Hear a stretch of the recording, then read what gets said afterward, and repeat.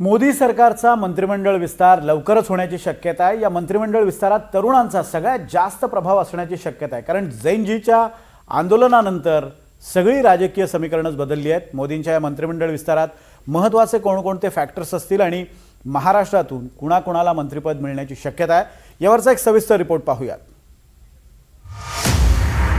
मोदींच्या मंत्रिमंडळाचा लवकरच विस्तार, कुणाला लॉटरी, कुणाला बाहेरचा रस्ता, नवी टीम, नवी आव्हानं।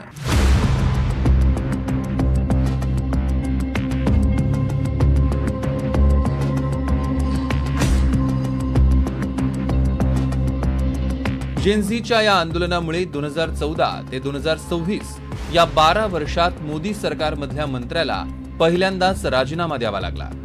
जेनझीच्या आंदोलनानं सगळी राजकीय समीकरणच बदलून टाकली।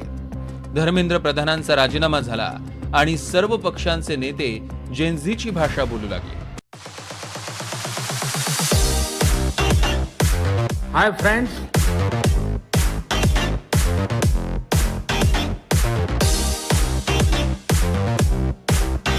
हम जो डिलुलू के बारे में बोले ना, आप भी उस डिलुलू में ना रहना कि वो आपके साथ है।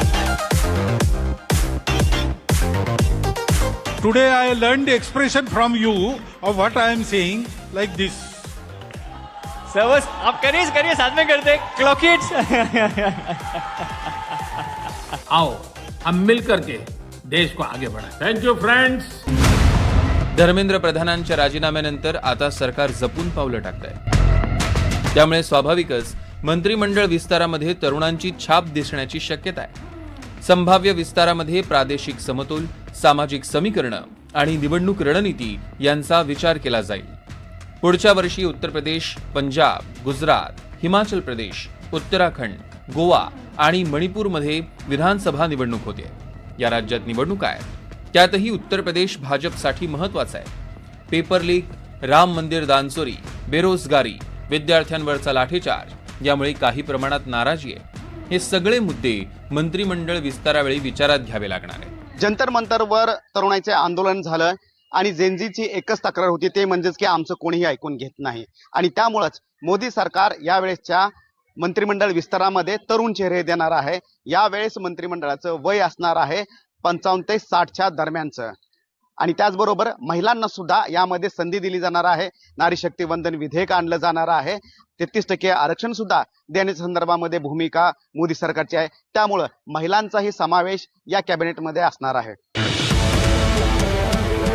महाराष्ट्राचा विचार केला तर मराठा मंत्री म्हणून मुरलीधर मोहोळ यांचं स्थान मंत्रिमंडळात कायम राहणार असल्याची माहिती आहे। शिवाय ओबीसी मंत्री म्हणून रक्षा खडसे कायम राहण्याची शक्यता आहे। पियुष गोयल यांच्यावर संघटनेची कोषाध्यक्ष पदाची जबाबदारी सोपवली असली तरी ते मंत्रिमंडळात कायम राहणार असल्याचं समजतंय। एकनाथ शिंदेंच्या शिवसेनेकडनं श्रीकांत शिंदे यांचीही कॅबिनेट मंत्रीपदी वर्णी लागण्याची चर्चा आहे। विद्यमान मंत्री प्रतापराव जाधव यांना डच्चू मिळणार असून त्याऐवजी 2 खासदारांना मंत्रिपदाची लॉटरी लागू शकते। ठाकरे गटातनं शिंदेंच्या शिवसेनेत आलेल्या खासदारांपैकी कुणाला मंत्रिपद मिळणार का, याकडेही लक्ष असेल।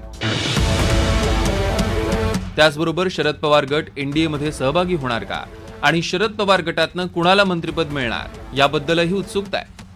नव्या मंत्र्यांना त्यांच्या राज्यात सरकारच्या योजनांचा प्रभावी प्रचार, संघटन मजबूत करणं आणि नाराजी कमी करणं अशी मोठी जबाबदारी पार पाडावी लागेल। विशेषतः पंजाब, उत्तर प्रदेश आणि गुजरात सारख्या राज्यांमध्ये भाजपला वेगवेगळी राजकीय समीकरणं हाताळावी लागणार आहेत। मंत्रिमंडळ विस्तार कधी होणार याबद्दल कोणीही ठाम माहिती द्यायला तयार नाही, मात्र राखी पौर्णिमेच्या आसपास विस्तार होण्याची शक्यता वर्तवली जाते। रामराजे शिंदे, एनडीटीव्ही मराठी, दिल्ली।